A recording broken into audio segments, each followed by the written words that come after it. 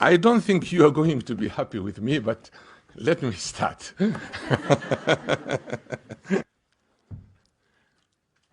Somalis deny Africanity. They do not want to be identified as African. They want to be Arabs. And the Arabs are pushing them. There's a dilemma here. You see, there's identity crisis here now. I don't have identity crisis. I'm an African, and there are so many Africans in Africa. I don't have identity crisis. You can call me whatever you want. But I have identity. You do not have identity now because the Arabs have refused you. They are telling you, Ya Abid. And you're better off to accept me as your brother rather than going to an Arab.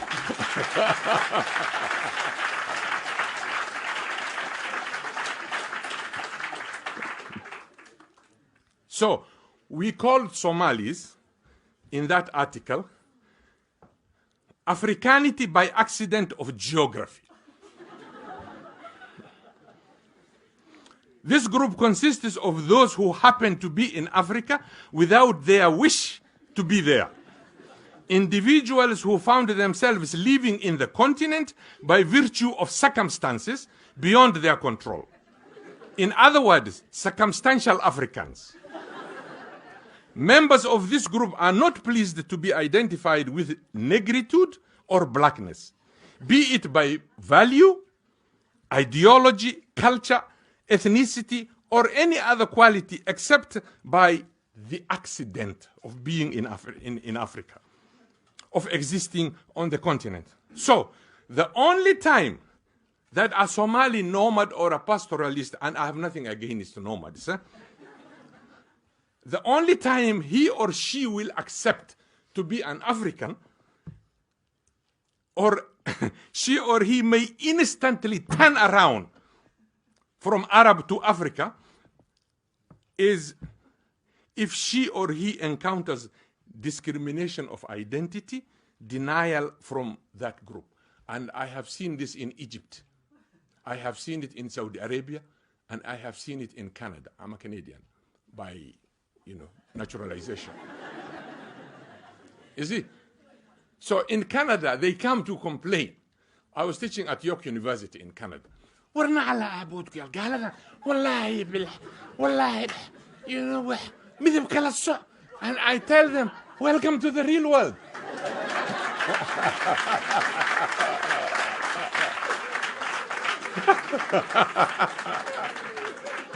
In Canada, I used to teach at York University. Some of my students, they come to me and they say, Prof, these white people, they discriminate us. This is not right. I said, yes, welcome to the real world. Because I have training for discrimination. You gave me. Back home, you gave me that training. To me, this piece of cake.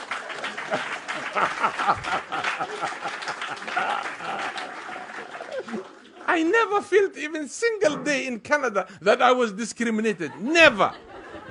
Because I was already prepared by you guys. It's the person who assumes that the purpose of discussion is the pursuit of truth. Now, he continues, such an intellectual is one who attempts to identify problems, reflects on them, and does not shy away from asking hard and unpleasant questions. I didn't shy away, I explained. And who suggests, not imposes, some type of solution to the problem under his or her scrutiny. So he concludes and says, therefore, I would argue that an overwhelming number of Somali intellectuals are simply university and college graduates. Because education which does not bring about a transformation in the consciousness of the educated is hardly beneficial to the individual, let alone to society. If you are educated and the education is not bringing any transformation in you, you still go back to your tribe. You still go back to the nonsense of calling me, or Adon Batai, Bida Batai, which I don't understand. You see, but like now I'm not called Adon because I'm a professor. Everybody knows there's a little resource around me. Everybody will come.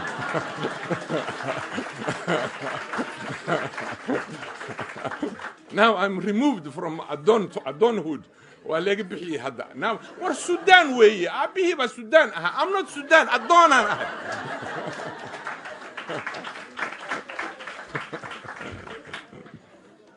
So, therefore, here I think the Chinese proverb I picked is very handy here, is useful.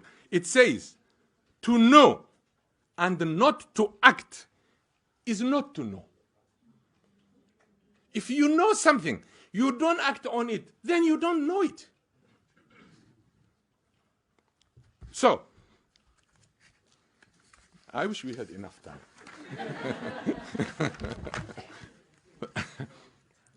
Now, this is where I come to the character, which I think Burhan, most of it he covered. I thank him.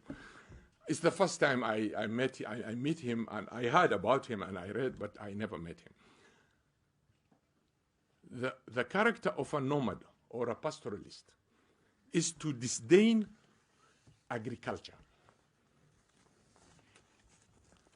Not only that, to disdain any manual job. They don't want to do anything that involves handwork. How do you progress? How do you develop? You tell me. These missiles that are being sent, this technology that is happening among the Japanese and all this, do you think it came because of Gabay? No. It started with a hand. And now I am doing the handwork. You insult me because of doing the handwork. Kabaha lugu tolay. Borsa lugu sameye. You respect the Italian who makes the shoes and the handbag.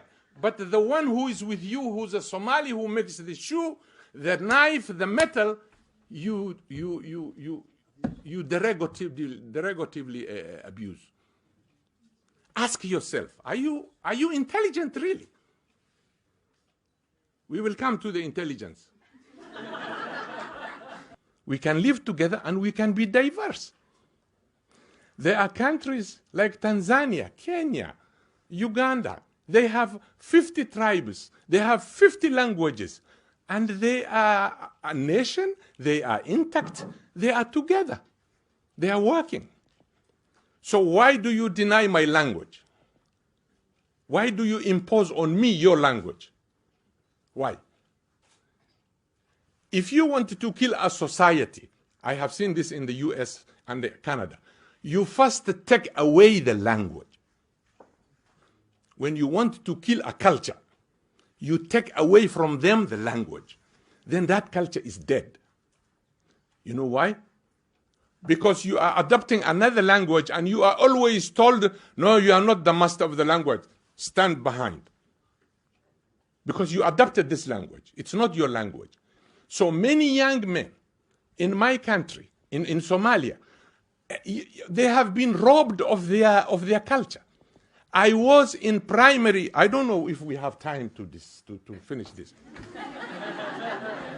I was in a primary school. I went to register.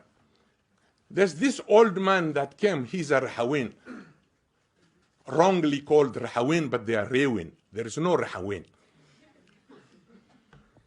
He came to register his son at the same school. Me, I was already registered, but we are just standing there. So he doesn't speak another language. He speaks only the Rewin language. Is that a crime? So the headmaster, he said, I want my son to be registered. I am here. I was living somewhere else, so I moved now here in this area. This school is near to my children. I want to be registered. And listen what the headmaster answered. He says, war Soomaalidii baan wax u la'nahay.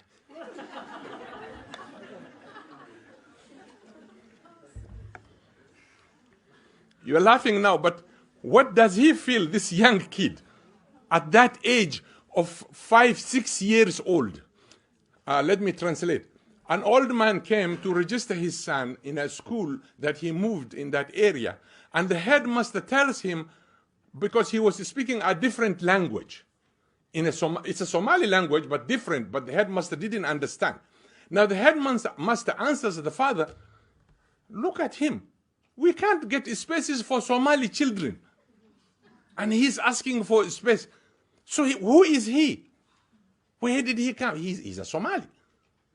So if I tell you the historical background of what happened to me and what happened to my brother, which he all registered, his book is called Unearthing Apartheid in Somalia.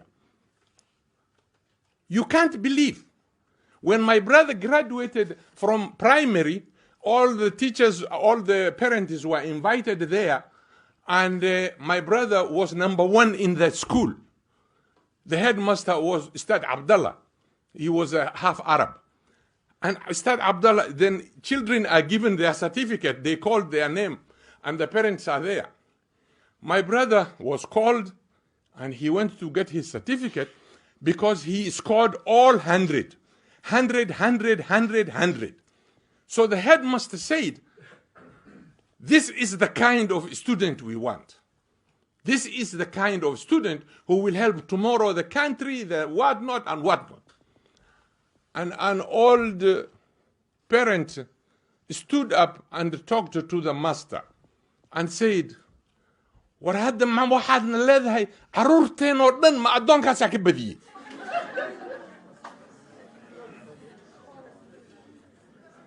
I knew you will not like it.